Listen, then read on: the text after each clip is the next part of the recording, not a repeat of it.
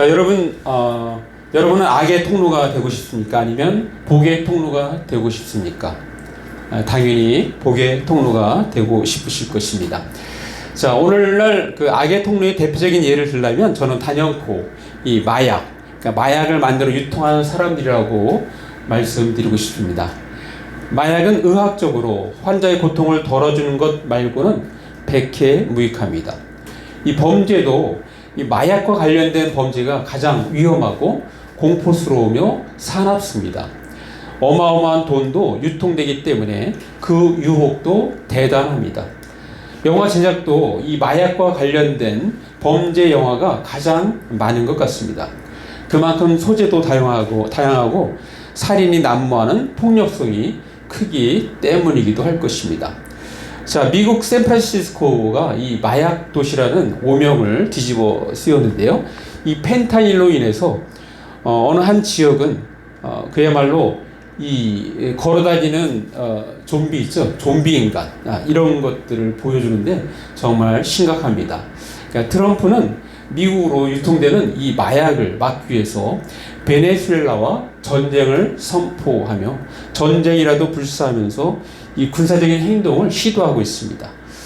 베네수엘라 대통령 마두로를 이 마약 왕이라고 해서 그를 체포하려고 시도하고 있습니다. 자, 또 한 가지를 들려면 부정선거를 들 수 있습니다. 자, 우리나라의 부정선거는 1997년부터 시작했다고 합니다. 당시 한나라당이 이 문제를 바로 잡았어야 하는데 그렇지 못한 것이 여기까지 왔습니다. 여러분과 저는 특별히 나라를 위해서 기도해야 합니다. 무엇보다도 이 부정선거가 명백히 밝혀져서 이와 관련된 자들이 법적인 처벌을 받고 선거에 부정이 없도록 기도해야 할 것입니다. 자, 그 외에도 개인적으로는 이 성적인 타락이 악의 통로가 되고 있습니다. 자, 성경은 이 부분 악에 대해서 어떠한 태도를 취하라고 우리에게 말씀해 주시고 있을까요? 그 부분을 우리가 잠깐 보겠습니다. 데살로니가전서 5장 22절 말씀 아주 간단하면서도 명료하게 말씀합니다. 자, 같이 있습니다. 시작. 악은 어떤 모양이라도 버리라. 자, 악은 어떤 모양이라도 버리라라고 성경은 말씀합니다. 자, 어떤 종류이든지 멀리하십시오. 악한 것은 흉내도 내지 말라라고 말씀하고 있습니다. 자, 성경에서 복의 통로 역할을 한 대표적인 사람을 뽑으라면 저는 아마도 요셉을 들 수 있습니다. 요셉은 부모님과 형제들을 살린 그런 사람입니다. 그는 형제들에게 미움을 받아 애굽의 노예로 팔려갔지만 하나님의 놀라운 섭리 가운데 애굽의 총리가 됩니다. 자, 애굽의 총리가 되어서 부모와 또 가족들을 굶주림으로부터 구원해 주었습니다. 나중에 이제 형제들을 보고 형제들이 자기들이 버렸던 그 형제 요셉이 총리가 되었다는 걸 알고 그들은 그 미래에 대해서 두려워하고 있을 때 요셉은 그들에게 이렇게 말합니다. 창세기 45장 5절에 당신들이 나를 이곳에 팔았다고 해서 근심하지 마소서, 한탄하지 마소서. 하나님이 생명을 구원하시려고 나를 당신들보다 먼저 보내셨나이다. 바로 우리를 살리기 위해서 하나님 먼저 보내셨다라고 정확히 자기의 사명을 알고 있고 그것은 복의 통로임을 그렇게 고백하고 있는 것입니다. 자, 오늘 본문은 그냥 말 그대로 족보입니다. 족보. 이렇게 익숙하지 않은 이름들이 쭉 나오죠. 자, 인류의 조상 아담으로부터 시작됩니다. 나라가 바벨론으로부터 멸망당하고 대부분 먼 이역 땅으로 포로로 끌려가서 그곳에서 정착하여 살다가 하나님의 놀라우신 은혜로 다시 고향 땅으로 살아가는 조국 땅으로 돌아왔습니다. 자, 이제 새롭게 나라가 시작되는데 바로 첫 번째 해야 할 일은 바로 나라의 정체성을 바로 세우는 일입니다. 그것은 이 이스라엘이 어디로부터 시작됐는지 그것을 오늘 성경 말씀은 적고 있습니다. 우리나라도 이 정체성 지금도 김구와 이승만이 계속 역사 전쟁을 하고 있는데 그것은 정체성 문제입니다. 정체성 문제. 1948년 이후부터는 사실은 김구는 그 전에 독립운동으로 많은 역할을 했지만 48년 이후부터는 김구는 사실은 이 대한민국을 세우는데 그렇게 기여를 하지 못했습니다. 그때 당시 통일을 얘기했지만 그때 당시 통일이 되었다면 다 공산주의, 사회주의로 다 바뀌는 시대였어요. 모든 나라가 다 그렇게 바뀌었습니다. 그것에 대해서 정확하게 읽고 있던 이승만이 있었기 때문에 오늘날 대한민국이 있는 것입니다. 자, 오늘 본문은 인류 최초부터 시작합니다. 그리고 이스라엘의 선조까지 나열합니다. 자, 하나님께서는 인간의 선택이나 혈통과 상관없이 주권적으로 언약 백성을 선택하셨습니다. 자, 아브라함의 자손인 이삭과 야곱은 언약의 후계자가 되었습니다. 자, 그러나 이스마엘은 아브라함이 낳은 아들임에도 불구하고 하나님과 무관한 그러한 족보를 이뤘습니다. 자, 우리가 아까 읽었던 말씀 역대상 1장 28절, 29절 우리 다시 한번 돌아가서 읽겠습니다. 자, 28절, 29절 같이 읽습니다. 시작. 아브라함의 자손은 이삭과 이스마엘이라. 이스마엘의 족보는 이러하니 그의 맏아들은 느바요시요 다음은 게달과 압브넬과 미삼과 미스마와 두마와 마사와 하닥과 데마와 라고 그렇게 말씀하고 있습니다. 자, 아브라함이 자신의 후처 그드라에게서 낳은 자손들, 그 자손들이 또 말씀하고 있는데요.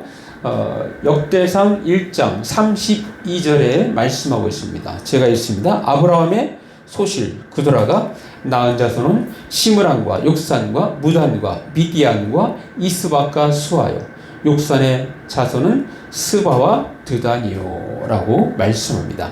자, 여기서 이렇게 눈여겨봐야 될 그 이름 중에 하나가 이 미디안이 바로 아브라함의 후처인 그드라의 그런 거기서 태어난 자손의 후손입니다. 미디안은 나중에 이스라엘을 괴롭혔던 그런 민족이죠. 자, 또 하나 볼 수 있다는 건 욕산. 그러니까 욕산의 후손이 바로 이 스바와 드단인데 이 드단에서 아수르 민족이 나왔습니다. 아수르 민족. 이 북이스라엘을 멸망케 했던 아수르 민족이 여기서 나옵니다. 자, 에서의 아들들도 자, 마찬가지인데요. 자, 에서의 아들들도 보면 자, 대상 1장 34절. 아브라함이 이삭을 낳았으니 이삭의 아들은 에서와 이스라엘이더라 라고 말씀합니다. 그리고 35절에 에서의 아들은 엘리바스와 루렐과 여우스와 얄람과 고라요 라고 적고 있습니다. 예. 자, 언약 백성은 폐쇄적이지 않습니다.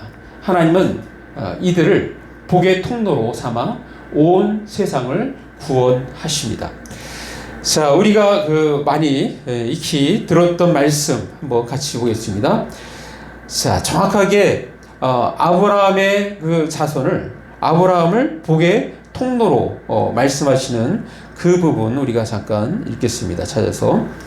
자, 2절 창세기 12장 2절 같이 읽습니다. 시작. 내가 너로 큰 민족을 이루고 네게 복을 주어 네 이름을 창대하게 하리니 너는 복이 될지라.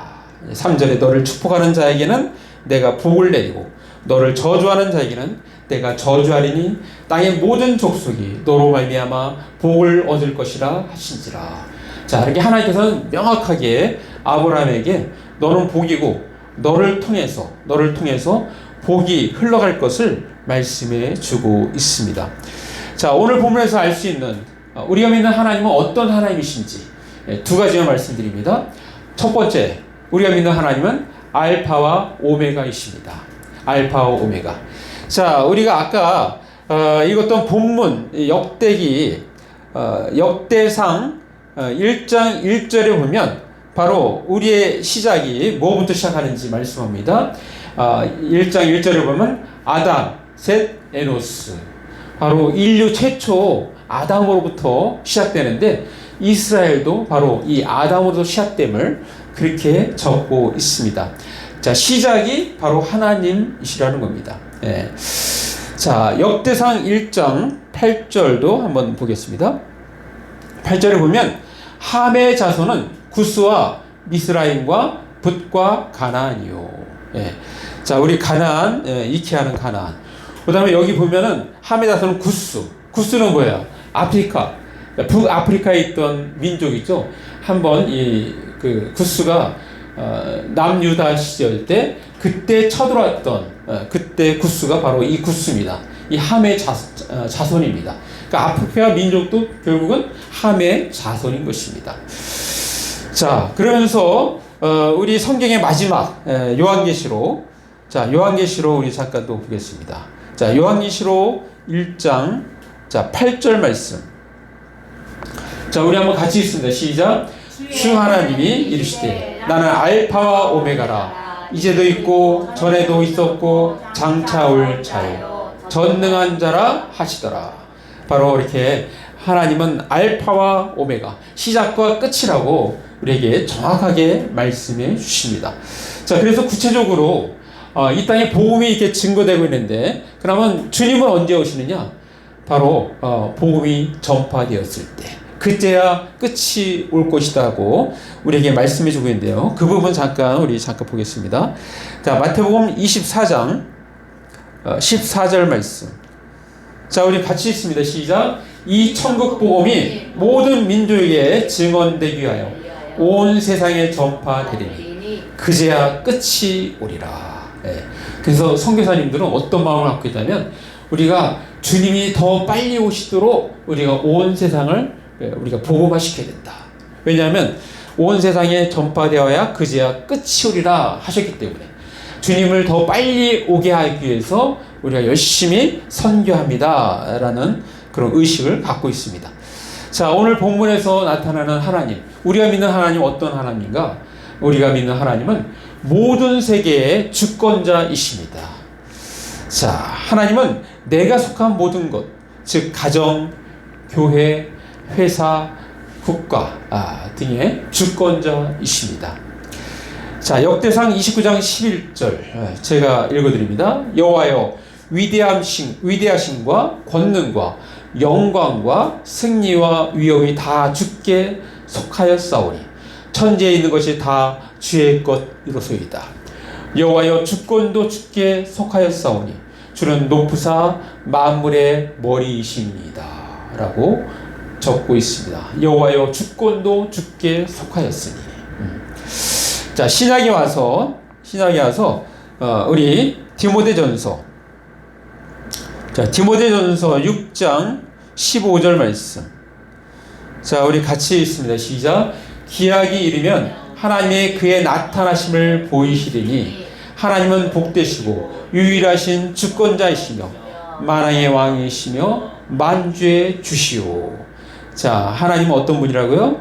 복되시고 유일하신 주권자이시다. 하나님은 바로 주권자이시라고 우리에게 말씀해주고 있습니다.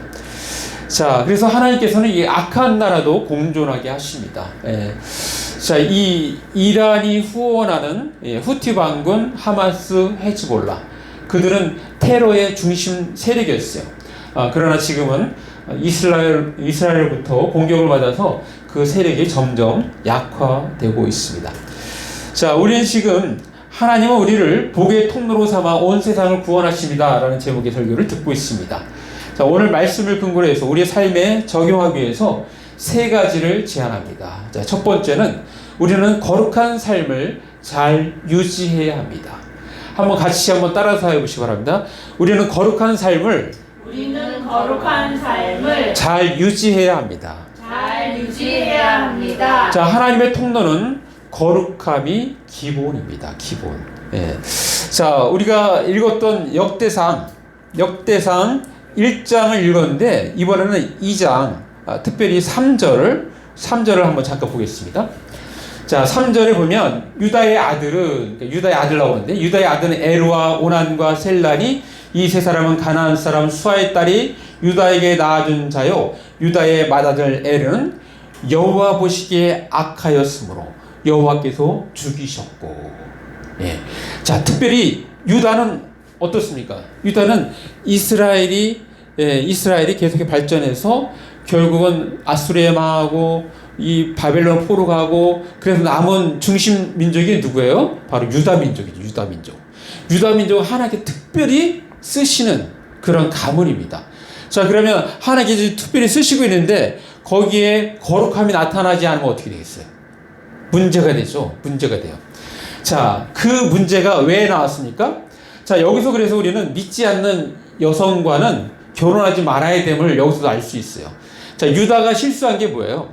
유다가 실수한 게 가나안 사람 수아의 딸과 결혼했어요. 이방인과 결혼했단 말이에요. 이방인과. 자, 이방인과 결혼하니까 그 효과가 자녀들에게 나타나잖아요. 그래서 맏아들이 에르였고 둘째가 오난이고 셋째가 셀라인데, 자, 그런데 이 에르가 누구하고 결혼하냐면 다말과 결혼해요. 다말. 우리 유명한 다말 있잖아요. 다말과 결혼하는데, 자, 하나님께서 지금 유다를 통해서 예수 그리스도의 족보가 지금 탄생하려고 하는데, 근데 에르가 엄마의 영향을 받아서 하나님 앞에서 악을 행하는 거야. 악을. 그러니까 이 하나님의 구속사에서 이 소위 말해서 거기서 인정받지 못하는 거야. 그러니까 어떻게 했다고요? 하나님께서 어떻게 했다고? 그를 여호와 보시기에 악하였으므로 여호와께서 죽이셨고.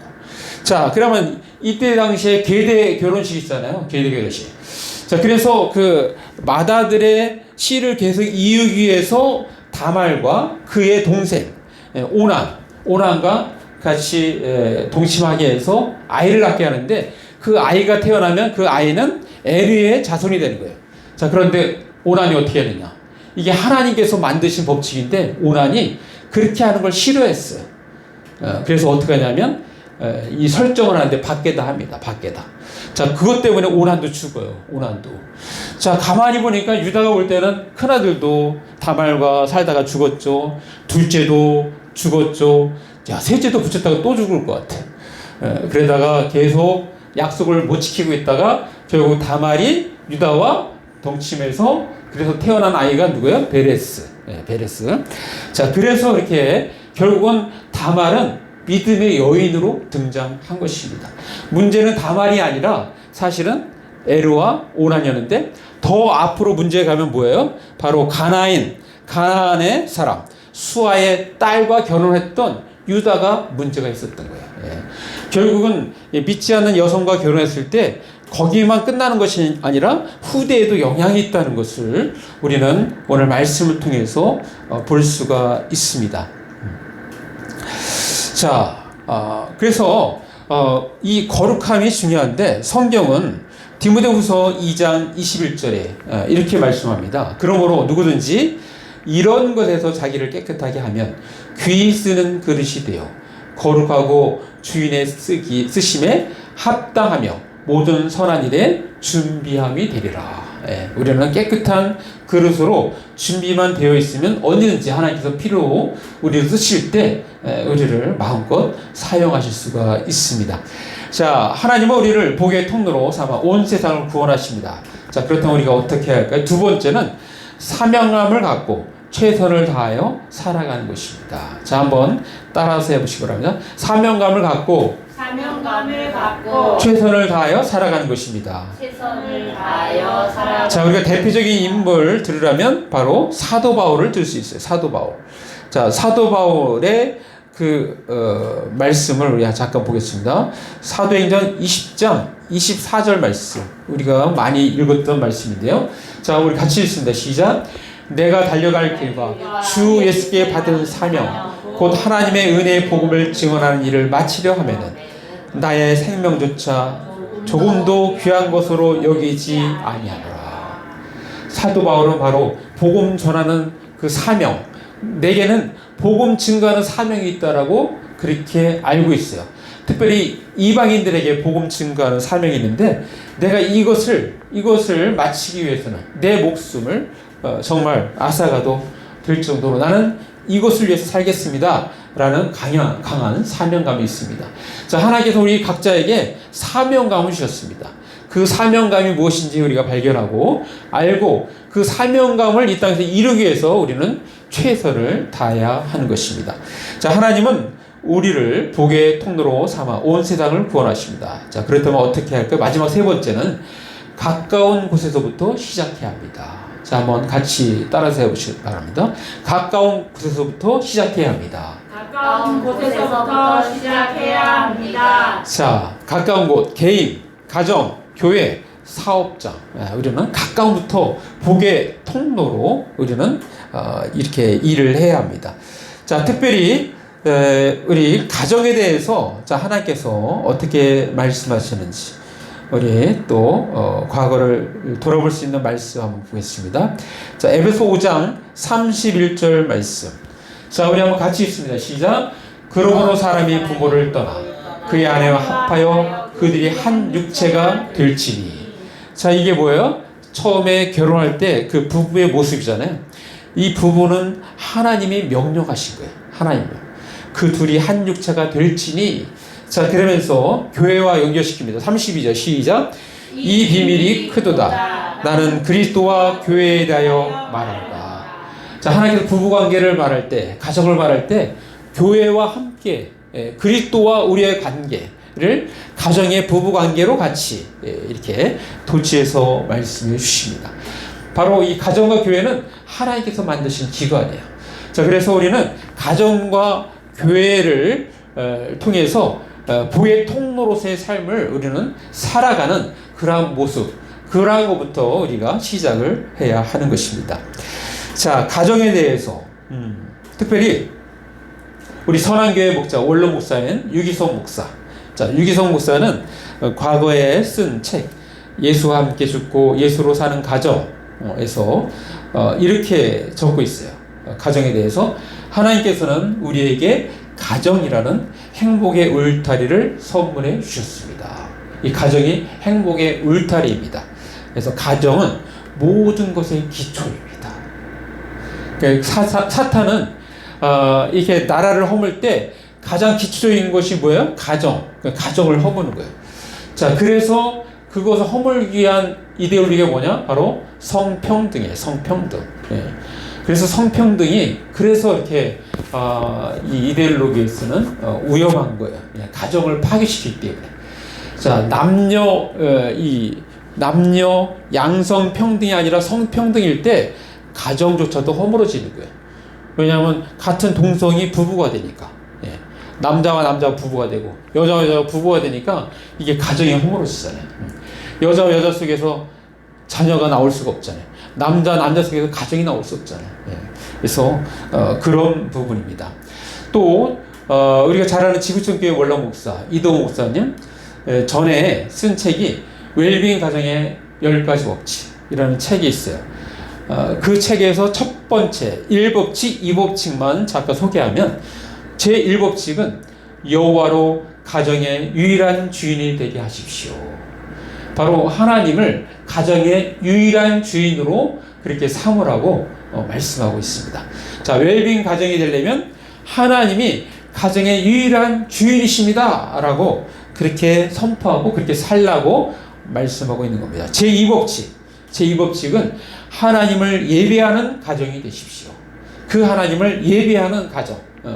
자, 그러면 하나님을 예배하는 가정이 되려면 어떻게 돼요? 믿는 사람과 결혼해야겠죠. 그죠? 믿는 사람과. 자, 그래서 우리는 아까도 얘기했듯이 믿는 사람이 얼마나 중요한지 말씀해 주시는데 이렇게 하나님께 주신 가정도 정말 천국 가정으로서 갖고 가기 위해서 우리는 또 믿는 여성과 믿는 남성과 결혼을 해야 합니다. 자, 웰빙 가정은 한마디로 말해서 삶의 목적을 이 땅에 두지 않습니다. 이 땅에. 그런 가정이 바로 웰빙 가정입니다. 자, 사랑하는 아무자기 성도 여러분, 하나님의 나라의 중심은 돈과 권력을 확보한 사람이 아닙니다. 자, 하나님 나라의 중심은 하나님을 경외하며 하나님을 예배하는 사람입니다. 또 하나님 나라의 중심은 하나님을 믿는 믿음 안에서 사는 사람입니다. 하나님 나라의 중심은 매일같이 정해진 시간에 하나님께 나아가 무릎 꿇고 기도하는 사람입니다. 자, 하나님은 여전히 우리를 복의 통로로 삼으십니다. 자, 우리 말씀 하나 보겠습니다. 자, 고린도 후서 5장 20절 말씀. 자, 우리 한번 같이 읽습니다. 시작. 그러므로 우리가 그리스도를 대신하여 사신이 되어 하나님 우리를 통하여 너희를 권면하신 것 같이 그리스도를 대신하여 간청하노니 너희는 하나님과 화목하라. 예. 자, 지금 하나님과 화목하라라고 권하는 사람이 바로 사도 바울과 그 일행인데, 그 사도 바울과 그 일행은 바로 예수 그리스도를 통해서 받은 그것을 또 전한다는 거예요. 예. 그래서 복의 통로가 되고 있다는 것을 말씀에서 증거하고 있습니다. 바로 사람들, 믿지 않는 불신자들을 하나님과 화목하게 하는 일, 누가 합니까? 우리가 해야 돼요. 우리가. 예. 그래서 우리가 복의 통로가 바로 하나님과 사람이 원수가 되었던 것을 화목하도록 그렇게 연결시키는 일, 바로 우리가 해야 되는 거예요. 하나님과 인간이 그 화목해지는 것이 바로 복으로 들어서는 길입니다. 자, 또 우리가 잘 알듯이 마지막 말씀 마태복음, 자, 마태복음 28장, 자, 19절 20절. 자, 우리 같이 읽습니다. 시작. 그러므로 너희는 가서 모든 민족을 제자로 삼아 아버지 하나님과 성령의 이름으로 세례를 베풀고 내가 너에게 분부한 모든 것을 가르쳐 지키게 하라. 볼지어다 내가 세상 끝날까지 너희와 항상 함께 있으리라 하시니라. 자, 이 말씀, 자, 우리가 복의 통로가 되기 위해서 우리는 어떻게 돼요? 우리는 계속해서 복음을 증거하는 사람이 되어야 됩니다. 다른 사람을 제자로 삼는 일을 해야 됩니다. 다른 사람을 도와서 그가 신앙생활 잘할 수 있도록 돕는 일을 우리는 해야 합니다. 그것이 바로 하나님이 우리와 늘 함께 하시겠다는 약속이 이루어지는 것이고 우리가 복의 통로로서 살아가는 것입니다. 자, 마무리합니다. 우리는 좋을 때나 나쁠 때나 기쁠 때나 슬플 때나 언제나 하나님의 백성입니다. 하나님의 자녀입니다. 그러므로 우리는 어떤 상황이든지 절망하거나 좌절하지 말고 하나님의 자녀라는 자존감을 가져야 합니다. 자존감. 또 복의 통로라는 긍지를 가져야 합니다. 자, 그러므로 먼저는 우리의 신앙을 잘 갖고 나아가야 합니다. 그리고 작은 것부터 잘 섬김으로써 복의 통로의 역할을 제대로 해야 할 것입니다. 하나님 우리를 복의 통로로 삼아 온 세상을 구원하십니다. 그러므로 우리는 거룩한 삶을 잘 유지해야 합니다. 그리고 사명감을 갖고 최선을 다하여 살아가야 합니다. 그리고 마지막으로는 가까운 곳에서부터 시작해야 합니다. 우리 모두 하나님의 자녀로서 복의 통로임을 명심하고 우리의 가까운 가정부터 잘 섬겨나가는 저와 여러분 되시기를 간절히 바랍니다. 예, 기도하겠습니다. 말씀 생각하시면서 잠깐 1, 2분 기도로 나갑니다. 오 아버지 하나님 감사합니다. 오늘 우리에게 말씀 주시니 감사합니다. 그렇습니다. 하나님, 우리는 복의 통로입니다. 이 사실을 우리가 굳게 믿고 또 알고 그렇게 당당하게 살아가게 하시고 자존감 갖고 살게 하시고 가까움부터 우리가 아버지 가까움부터 실천하는 저희들 다 되게 하여 주옵소서.